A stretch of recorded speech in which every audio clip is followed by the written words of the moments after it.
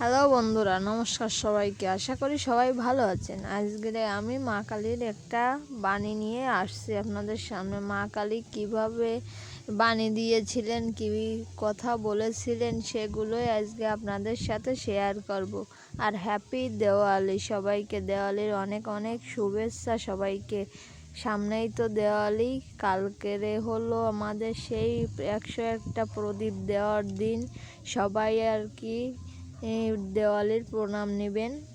আশা করি সবাই ভালো মজা করবেন দেওয়ালির দিনে। সবাই তো বাজি টাজি ফুটায়, অনেকে এই আনন্দ উল্লাসে মেতে থাকবেন। ধন্যবাদ।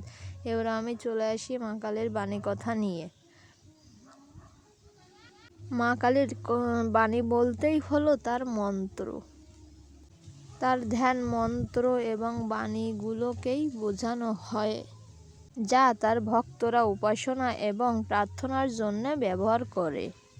মা কালীর কিছু বিখ্যাত বাণী হলো: 1. তার বীজ মন্ত্র ওং ক্রিং কালিকায় নমঃ। এটা হলো মা দেবী মা কালীর বীজ মন্ত্র। এই মন্ত্র স্মরণ করেই তাকে কিন্তু স্মরণ করা হয়ে থাকে।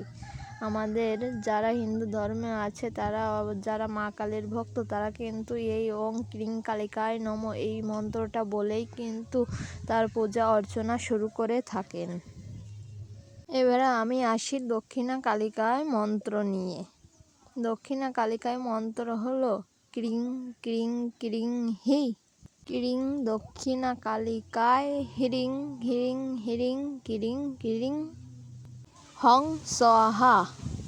এই মন্ত্রটাই দক্ষিণা কালিকার ধ্যান মন্ত্র। এবারে আমি আসি মা কালীর প্রণাম মন্ত্র নিয়ে। কি প্রণাম মন্ত্র বলে দেবী মা কালীকে স্মরণ করা হয় সেটা নিয়ে আমি এবারে বলছি। ওং নমঃ শিবায় শান্ত্রায় কারণকৃতায় হে বে নিবেদানিং চাতনাং তং গতি পরমেশ্বরং ওং কালী কালী মহাকালী। এই নামটাই স্মরণ করে তাকে আহ্বান করা হয়। এবারে হলো মা কালীর ধ্যান মন্ত্র। ওং করলবদনং ঘোরং মুক্তকেশিং চতুর্ভুজাং কালিকাং দক্ষিণাং দিব্যাং মুণ্ডমালা বিভূষিতম সদ্য খর্গস্থবমর কারাম্মজাম অভয়ং বরদা দৈব দক্ষিণেধং পারিক্রম।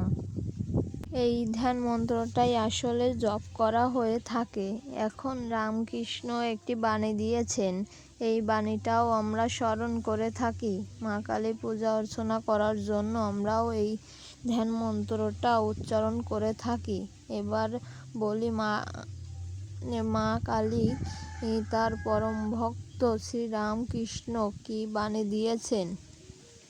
মা কালীর প্রতি ছিল তার গভীর ভক্তি। এই ভক্তি মানুষকেই সামনের দিকে চলার পথ দেখায়, সঠিক পথে মানুষকে পরিচালিত করে। এই পথগুলো বাণী হিসেবেও ব্যবহৃত হয়ে থাকে। সবাই ব্যবহার করে আসছে সঠিক উপদেশ। এই বাণীগুলো আমরাই মেনে চলব, কারণ আমাদের জীবনে সঠিক পথ দেখাতে এই বাণীগুলোই আমাদের সাহায্য করবে মাকে স্মরণ রাখার জন্য। ধন্যবাদ সবাইকে। জয় মা।